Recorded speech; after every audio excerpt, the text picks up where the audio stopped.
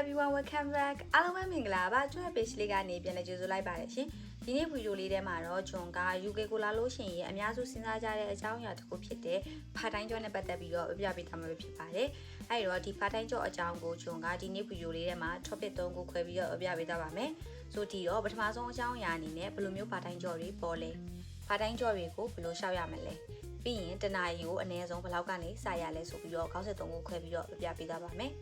part time job အနေနဲ့ဘယ်လိုမျိုးအလုပ်တွေလုပ်လို့ရလဲဆိုလို့ရှိရင် UK မှာလုပ်လို့ရတဲ့ part time job အမျိုးအစားအများကြီးရှိပါတယ်။ဥပမာအနေနဲ့ဆိုရင်ကိုယ့်ရဲ့ university မှာပဲ student ambassador လုပ်တာ content creator လုပ်တာပြီးရင် office team member အနေနဲ့လုပ်တာမျိုးတွေလုပ်လို့ရပါတယ်။ပြီးရင် Sainsbury တို့ Tesco တို့လိုမျိုး supermarket တွေမှာဆိုလို့ရှိရင်လည်း retail assistant, online assistant, trading assistant ဆိုပြီးတော့အဲ့လိုမျိုး job တွေလုပ်လို့ရပါတယ်။ပြီးရင် restaurant တွေမှာဆိုလို့ရှိရင်လည်း weekend host, waiter, waitress ဒါမျိုးတွေလုပ်လို့ရပါတယ်။အခုကျွန်တော်နေနေတဲ့ Edinburgh မှာဆိုလို့ရှိရင်ပေါ့နော် hotel မှာ housekeeping လုပ်တာတို့ပြီးလို့ရှိရင် cleaning operative တို့ cleaner တို့အဲ့ဒါမျိုးအလုပ်တွေလည်းပေါ်ပါတယ် McDonald တို့ Jollibee တို့လိုမျိုး fast food ဆိုင်တွေပေါ့နော်အဲ့ဒီဆိုင်တွေမှာလည်း cashier ဘိုင်းမှာလုပ်တာတို့ assistant ဘိုင်းမှာလုပ်တာတို့ဒါမျိုးအလုပ်တွေလုပ်လို့ရပါတယ်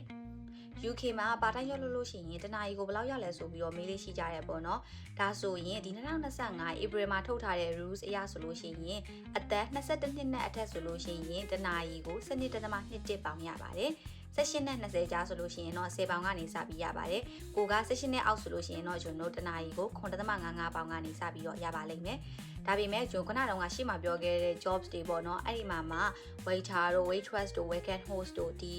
team member တွေအနေနဲ့ဆိုလို့ရှိရင်ပေါ့နော်ပို့ပြီးတော့ရကြပါတယ်ဘာလို့လဲဆိုတော့သူတို့လောက်တာကဒီ restaurant တွေ cafe တွေပေါ့နော်အဲ့ဒီမှာလောက်တာဖြစ်တဲ့အတွက်သူတို့ဆိုင်တွေမှာ service charge ကောက်တယ်ပေါ့နော်အဲ့ဒီ service charge က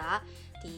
လုံနေတဲ့ team member တွေအကုန်လုံးစီမှာပြန်ပြီးတော့မျှပေးတာပါအဲ့ဒါကြောင့်မလို့သူတို့ကတခြားအလုပ်တွေနဲ့ရှင်တော့ salary ကနည်းနည်းလေးပိုမြင့်ပါတယ်နောက်တစ်ခုကောင်းတာကကြတော့ကျွန်တော်တို့ဒီ front of house team member အနေနဲ့လုပ်မယ်ဆိုလို့ရှိရင် customer တွေက tips တွေပေးကြတယ်ပေါ့နော်အဲ့တော့ကြတော့တခြားအလုပ်တွေနဲ့ရှင်သူတို့က tips ရတာဖြစ်တဲ့အတွက်ပို့ပြီးတော့လာစာများလေးရှိပါတယ်part time job ရှာရတာခက်လားဘယ်လိုမျိုးအလုပ်တွေရှောက်ရမလဲ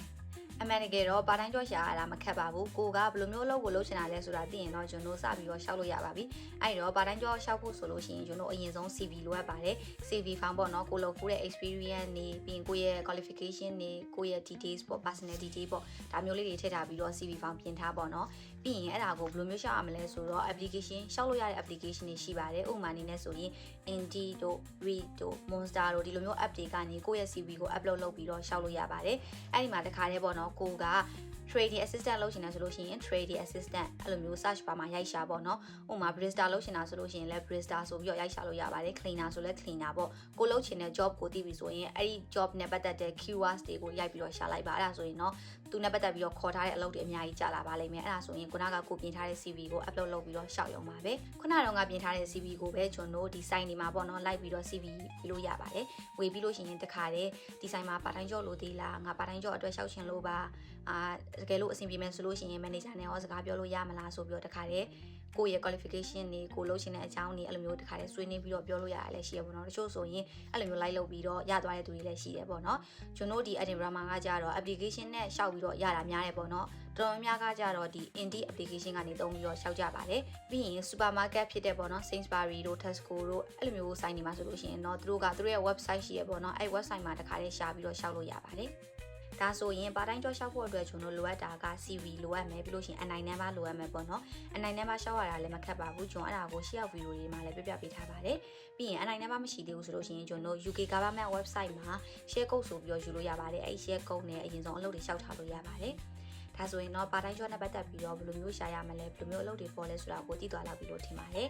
ကျွန်တော်ရဲ့ဗီဒီယိုလေးကိုဒီမှာပဲအန်လိုက်ပါမယ်တခြားသိချင်တာရှိလို့ရှိရင် comment မှာမေးခဲ့လို့ရပါတယ်ကျွန်တော်ဖြေပေးပါမယ်เนาะကျွန်တော်ရဲ့ဗီဒီယိုလေးကိုအဆုံးထိကြည့်ပြီးရတဲ့အတွက်ကျေးဇူးတင်ပါတယ်အားလုံးပဲ bye bye see you in next video